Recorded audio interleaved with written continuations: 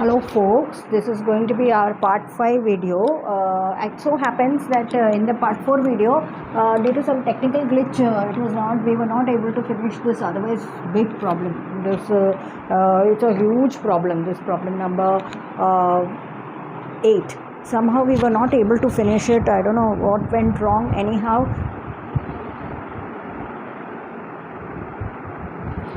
since the problem was fully solved, I have not removed the problem. We will just go over the problem once again so that I need not write it down again. It's a very laborious work to write it down. So we call this as part 5 video, where we complete the 8th problem. In the earlier part 4 video, we are somewhere till here only it has come. Then somehow like I didn't realize, and the video didn't get recorded when I was actually doing the problem. So since the problem is there, we will continue it in the part 5 video. We'll go over the problem once again. This is problem number 8, where they have given you the matrix A. They are asking us to verify adjoint of A inverse is adjoint of A inverse. Adjoint of A whole inverse is equal to adjoint of A inverse. That's a question. It's a laborious task because you have to get A, you have to get A inverse, then you have to get the adjoint matrix, or to get the inverse of that matrix, you have to get inverses many times. Only thing is that sometimes you should be a little careful that values are same, so you can use it technically little in a little shrewd manner. So that's it, but it's a laborious work. So let's go over this once again. First we have to show that adjoint of A whole inverse is adjoint of A inverse.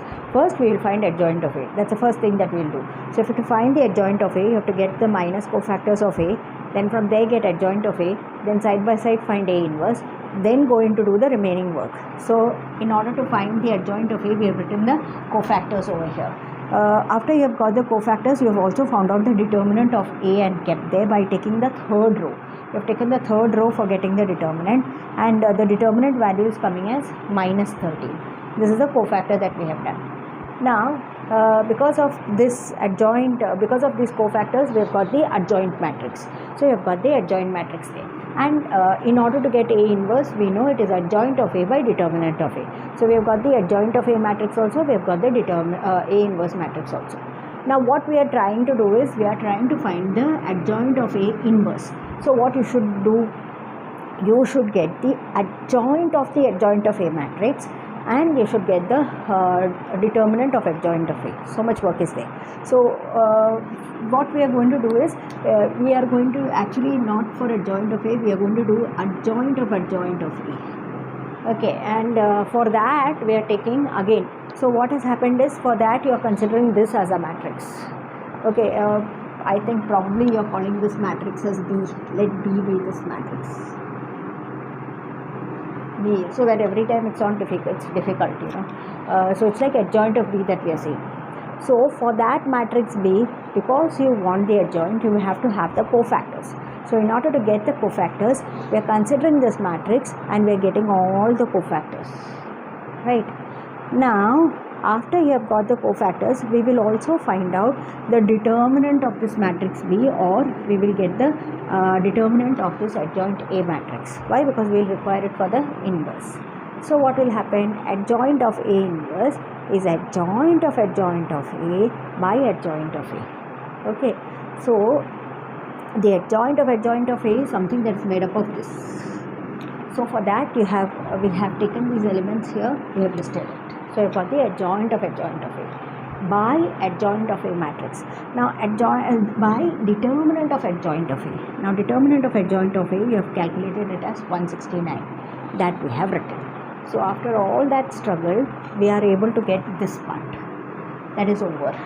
Now we are going to this side, where we have to find the adjoint of A inverse. So what we are doing is, actually we are calling A inverse as let C be A inverse. That's why we are taking the C11. Oh, that's how. So we know that if you have to get the inverse, then automatically we have to get the adjoint, and you have to get the determinant. So for getting the adjoint, automatically you have to get the cofactors. So we are taking the cofactors, but only thing, it is very clear to us that the matrix is the same. See, between adjoint of A and A inverse, the matrix is the same. The values are not same. There is some denominator cropping up here, and there is no denominator there. So you just one value I will let you know why this is coming as 169 and all that. Look at C11. C11. It is actually, this is 4 by 13 and 4 by 13 minus 1 by 13, like that, because the 13 is outside. When you take it inside, it is, everything is by 13. So when you take the cofactor, it will be 4 by 13 into minus 1 by 13, so it is minus 4 by 169 minus 9 by 169. Understood? So that 169 will come because of this 13 which goes inside, right? And that is how that 169 is coming. That is why every element will have this 169 coming in the denominator.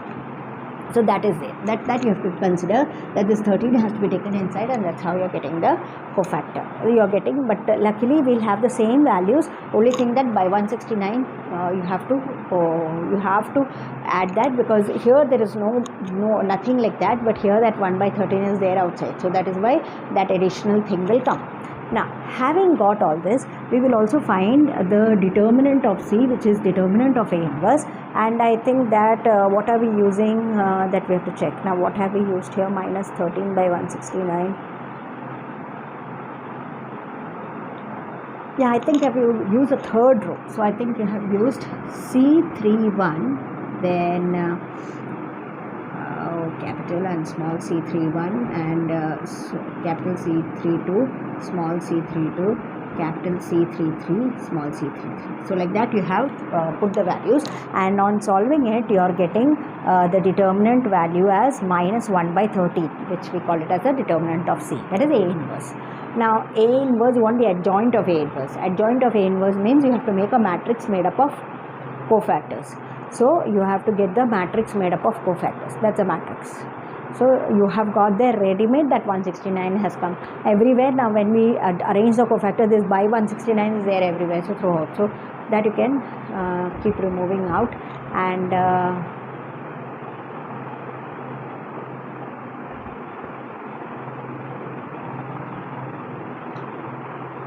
yes. So that's how then you are getting this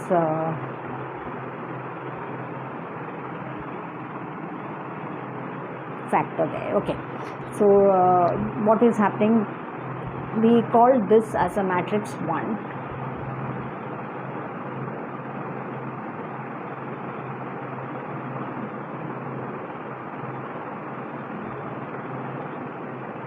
I was just looking, where is this one? Yeah, this is 1 and this is 2. From 1 and 2 together you have the thing written like this. Okay, so that's about the first part. Now in the second part, they are telling us, I think in the second part you have to show that A inverse of inverse is A. So for that what we are doing is, now we require this determinant. Earlier we did not require determinant, now we require. So A inverse of inverse means actually it is C inverse, right? So C inverse means it is adjoint of C by determinant of C. So adjoint of C we already have. This is the adjoint of C, and determinant of C we have found out here. So we can put those two terms together, and when we put together, cancel, cut, common out and all that, after all that we are able to get this thing, the 13 and 13 cut, etc., and then common elements brought out, and solving we are getting 1. See, I hope it's not much of work, but I mean it is much of work, but it is not much of understanding. There is work, lots of work to do, but understanding is easy. Like see, adjoint of C, that thing we have taken down, and writing A inverse of inverse, that is C inverse is adjoint of C by determinant of C. Adjoint of C we have written there, and determinant of C we found out it is minus 1 by 13, so we wrote it over here. This 13 and that 169 can cut, and 13 remains. So in net effect you are having minus 1 by 13 left, and all this is full of 13s, so that 13s can come out.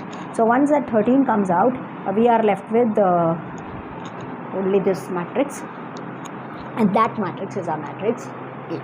So that's about it, and I think with that it's a huge problem, lots of work to do, and the entry is also huge. So we are done with that, and this was our problem number 8. So in the next video we will meet with the remaining problems. Thank you.